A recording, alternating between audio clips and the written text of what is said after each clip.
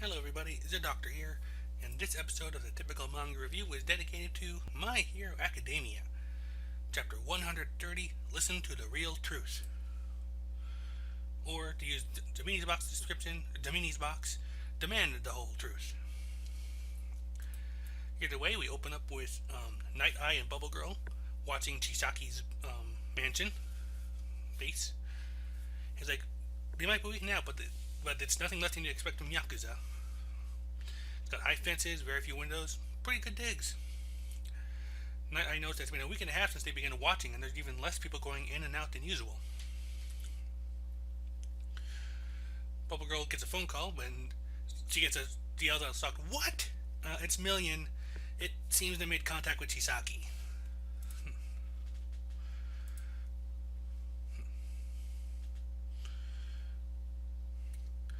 And when they all meet up again, Miro's like, "It's my bad. We screwed up.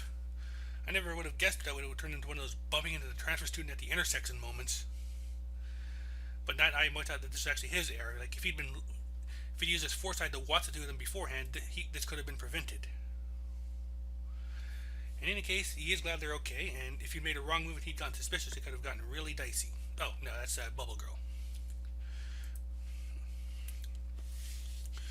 Night Eye goes on to explain that some days ago, a band of robbers on the run caused an accident with a truck that involved a few bystanders.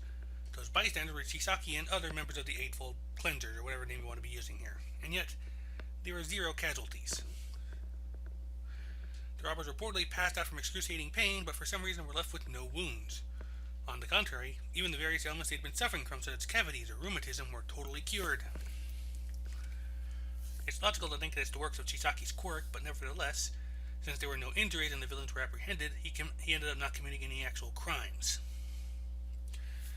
The weird thing is that the money they had stolen was burnt to cinders, and the police just left it at that. They thought something got to be up, but they still thought something had to be up, so they contacted Night Eye and started marking him. Actually, no, wait, I stand corrected on there. Like they did think something was off, so Night Eye had his office start marking them, a full-scale stakeout. They haven't even the slightest idea what he's thinking, but one thing's for sure, he's a guy who gets things done when push comes to shove. And at that point, Mario is reminded to let Night Eye know that they did gain some new information. Chisaki has a daughter.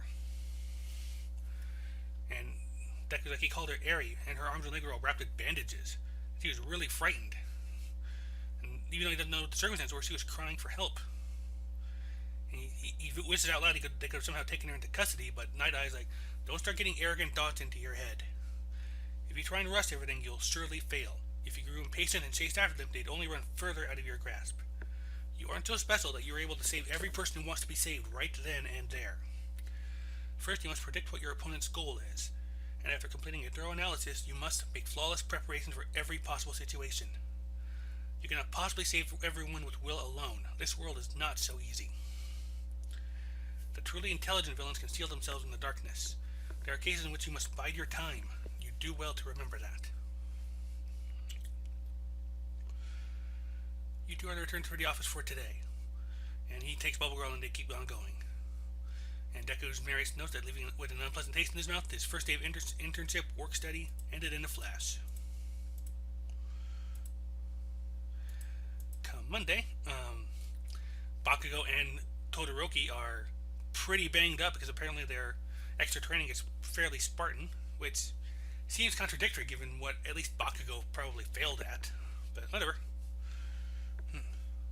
Like they're everyone's kind of whispering, wondering about it. But Bakugo's like, "Quit your whispering already, damn it!" Excuse me. Ida is like, "Class is starting. Have Uraraka-kun and Tsuyu-chan-kun still not arrived?" Tsuyu-chan-kun. But Yaoyorozu points out that they're on authorized absences, as is Kirishima. And Minato wants to hear all the details of day 1 of his internship. Any lady heroes with super erotic costumes were there? Or did you use another translation? You heard that might be the case.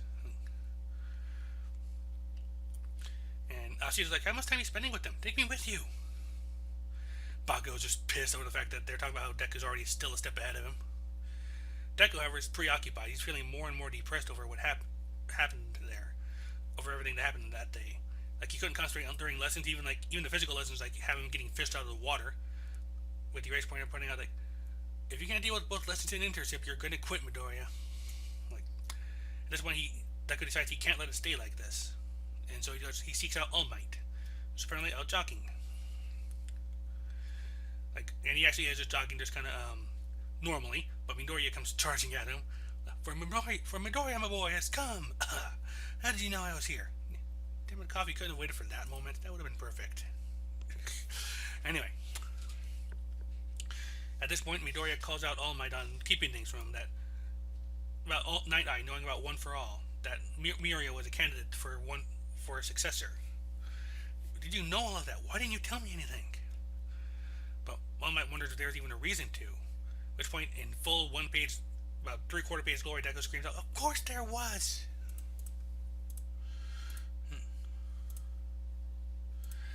Like, I was rejected without really getting why, because I kept getting waylaid by new things I didn't know. And above everything else, not even knowing what your intentions are, I can't shake feeling depressed because I don't know what you're driving at. You're keeping it hidden from me. Why won't you just tell me? I'm not asking as a fan, I need to know as your successor.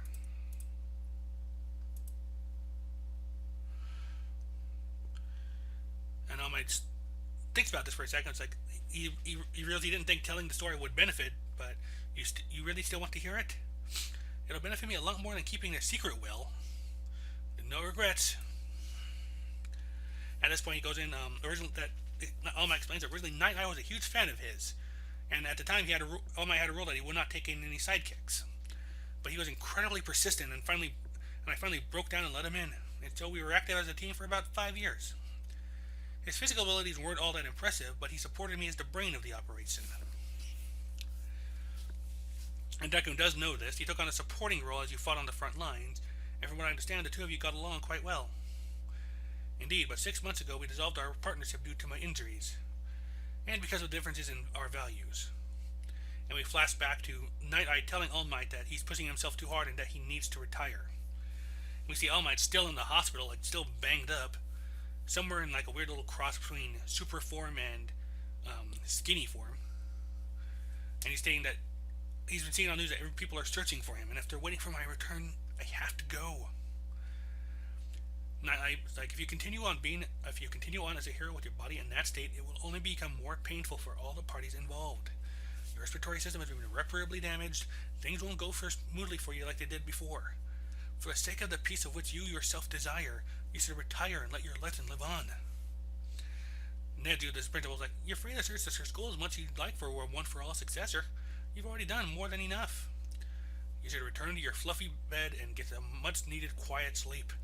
A strong, bright, and friendly person, someone like you. You must find such a person and entrust your duties to them. Until I find that person, who will be the symbol? Even if All for One is no more, we live in a society of superhumans. It's only a matter of time before the next All for One appears. I understand a lot behind the symbol of peace, and I admire it greatly, but don't you see? You can't possibly smile like this. Zemini's box actually has it. You can't even smile properly. If you insist on continuing to be a hero, I won't support you. I can't. I don't want to. And All Might asked Night Eye, did you see it? I told you, Night Eye, you don't need to watch me. Even if you retire, that just means the next number one will appear. Sure, it may get rough in the short interim before we find a successor, but we might be able to avoid that too. And how many people need to live in fear in that short interim? All Might. Besides, your prediction has never been wrong, has it? There just hasn't been an exception until now, that's all. I'll change the future, I swear. But at this rate, it'll all go according to the prediction, and we cannot let that happen. I'm here because I want to help you, All Might. And because I want to help the world, I'm needed elsewhere. If you go on like this, you'll fight a villain and meet a gruesome death, too gruesome to describe. And back in the present, All Might explains that we couldn't see eye to eye over my future, and we split up, just like that. The principal did recommend Mirio, but before All Might got the chance to meet him, he met Deku. I'm sorry, I didn't want to tell you, being my fan and all. And that's where the chapter ends with Deku just sort of watching this All Might as he jogs away. And that is, again, that's where the chapter ends. And kind of a heavy hit right there. It's no wonder Night Eye was kind of fierce about that. Like, the future's going down a path where he sees All Might dying. Well, it's kind of no wonder when you think about it, like, Deku is kind of like on his shit list. This does raise a question for me. Like, my first question thinking about this was, how far does Night Eye's foresight go? Because the way it was introduced, it's only good for about an hour or so. If he hits certain conditions. Does it change based on how much he knows a person? Or can he push it further in exchange for some negative side effect, like One for All's bone breaking or Kaminari's short circuiting? Like, are there ways to get around that? Or are there ways to push it further in exchange for some damage? That's kind of the tricky spot in all this. But I do like the fact that Deku is actually calling out All Might on this. Like as worried as he is for Eri, like this, a lot of this happened because he kept getting he kept hitting stumbling block after stumbling block from things he didn't know about it. He could have known about it ahead of time and didn't, which, in a way, is almost like him taking Night Eye's advice if you stop and think about it. Like, Night Eye is all about knowing as much as you can beforehand, like know as much as you can going in and plan accordingly. He could have taken that whole meeting very differently had he known that Night Eye knew about One for All, knew that Mirio was a possible successor.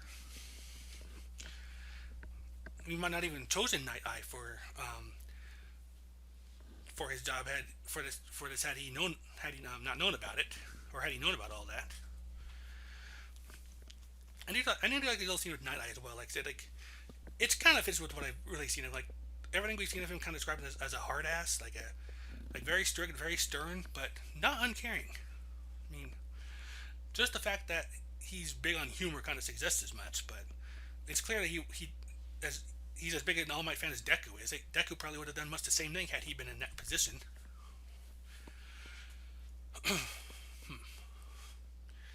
I do also like Night Eye's little bit of advice to Deku. Like, not so much like the fact that rather than comfort him with the fact that he couldn't save the kid right then, he points out that trying to do so would have just made things worse.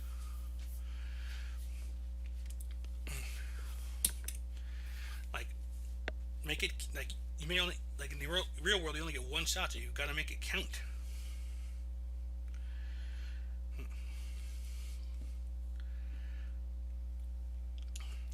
I do wonder how often is he working there? It doesn't seem like he's working there like too regularly because he's obviously had a weekend and a day in school. But a little funny moments though, those like how he just comes charging after All Might. That's one of the things you can probably expect to see being pretty funny when we get to it in the anime.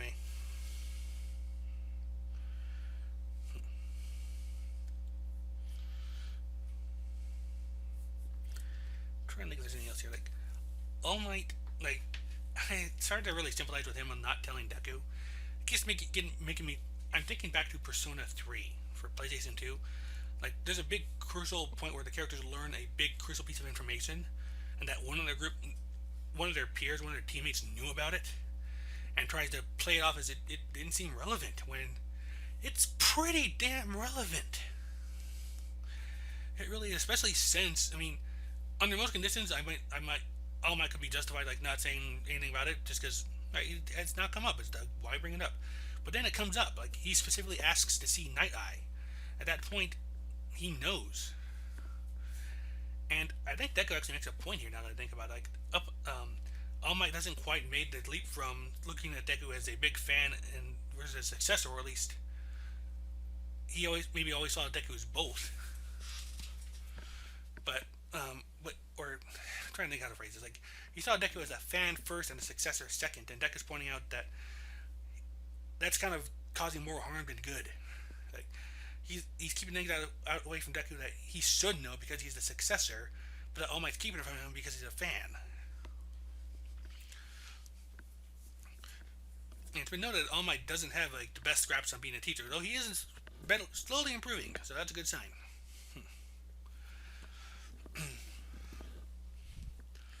So now I wonder how this is going to work. Like, is he going to take a different attitude towards working with Night Eye? Because he's not going to quit. I already know that. That's not how he rolls. That's not how Deku rolls. Especially after everything he went through here on this. So I wonder if he's going to have somehow use Night Eye's advice to find some way to prove himself to Night Eye. That would be cool. Like prove that he does understand things. Even if he doesn't have a lick of good humor, he is at least a hero. Like, if anything, he seems like a hero more in Night Eye's mold than he does in All Might's. Like, there's like almost like a weird little flip when I actually stop and think about this. Like between how All Might and Deku are foils to act around between each other, and how Mirio and Night Eye are with each other. Wonder if we'll see more of that as the arc goes on. Right. And I also wonder, like I said, it never really came up in the chapter, but I do wonder what's going to be coming up here with the League of Villains, because the simple fact is, like, that's where the last chapter left off, with Overhaul getting contacted by Shigaraki.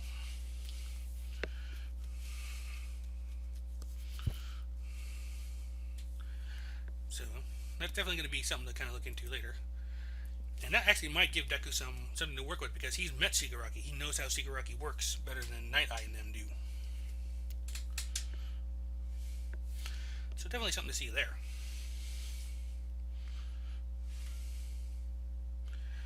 But I think at this point, this is a good point to call the review here. Like I said, this is definitely a good character chapter. I really liked seeing Deku actually call out All Might, because I don't think he does that enough in some ways. Like, I think it's been noted before. Like, Deku looks up to All Might so much that it's become almost a liability in his development as a hero. Like, All Might points, like Recover Girl, I don't think she points it out to Deku directly, but she does at least think it to herself. All Might does point it out himself when he tells Deku to stop copying him so much, like find his own path. And Deku's starting to it's gradually starting to sink into Deku himself, I think, at this point. Like, even though he set himself to Endeavor, he's not All Might. He's All Might's successor, but he's got to find his own way to work it.